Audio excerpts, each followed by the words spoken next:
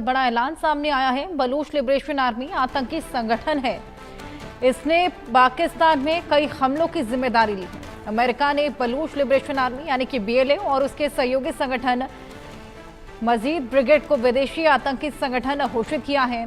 अमेरिकी विदेश मंत्री मार्को रूबियो ने सोमवार देर रात इसकी जानकारी दी। मार्को रूबियो ने बयान में लिखा, बीएलए ने 2024 में कराची एयरपोर्ट के पास और ग्वादर पोर्ट अथॉरिटी कॉम्प्लेक्स में आत्मघाती हमलों की जिम्मेदारी ली थी।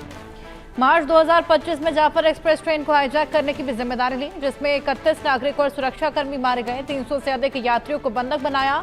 अमेरिका की ओर से यह ऐलान ऐसे समय में हुआ जब Pakistan army chief Asim Munir America दौरे पर है। पाकिस्तानी अखबार डॉन की रिपोर्ट के मुताबिक मुनीर एक बार फिर से अमेरिका पहुंचे हैं और मुनीर की ये 1.5 महीने में दूसरी अमेरिका यात्रा है। बलूच लिबरेशन आर्मी एक संगठन है जो पाकिस्तान के बलूचिस्तान प्रांत की स्वतंत्रता के लिए लड़ रहा है और इसकी स्थापना 2000 के दशक की शुरुआत में हुई और इससे पहले भी कई देशों द्वारा आतंकी संगठन घोषित किया गया है। तो कई देशों ने आतंकी संगठन घोषित किया है। अब अमेरिका ने भी बीएलए को आतंकी संगठन घोषित कर दिया है।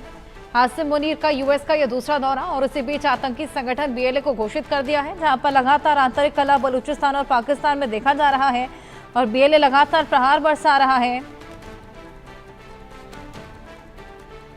हमारे सहयोगी आशिक मीर हमारे साथ फोन लाइन पर जुड़ गए हैं। आशिक, बीएलए को हालांकि पहले भी कई देशों ने आतंकी संगठन घोषित किया है, लेकिन इसी बीच अब यूएस ने भी बलूच लिबरेशन आर्मी को आतंकी संगठन घोषित कर दिया है, लेकिन इससे क्या असर बीएलए पर पड़ेगा?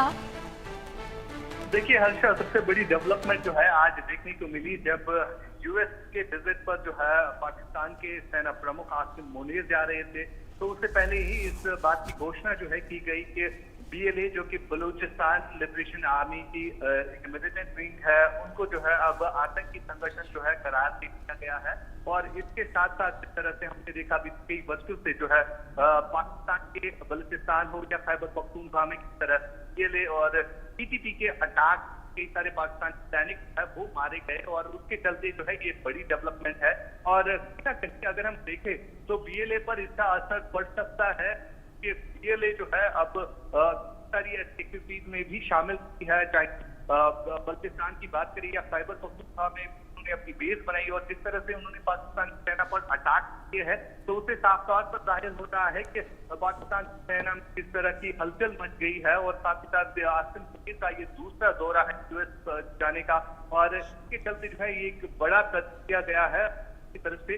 और आतंकी संगठन का घोषणा करना बीएलए पर जो इस तरह का अटैक करना कहीं बीएलए पर भी भारी पड़ सकता है। लेकिन बलूचिस्तान के लोगों ने बार बार बात का जिक्र भी किया है, लगातार वर्षों से उनके जो नेचुरल रिसोर्सेज है वो लूटे जा रहे हैं। पाकिस्तान सेना जो है उस पर जुल्म कर रही है, जिसके चलते बीएलए ऑर्गेनाइजेशन बनी और उसके बाद उन्होंने टेरर अटैक जो है पाकिस्तान सेना पर जो है किए और उसी का आउटकम जो है ये रहा के लिए जो है मजबूर होगी पाकिस्तान की सेना को टारगेट कर। और फिलहाल जिस तरह से अब यूएस की तरफ से इसकी घोषणा की गई है कि बीएलए जो है एक आतंकी संगठन है, तो कहीं ना कहीं इस पर असर जो है आने वाले दिनों में पड़ सकता है।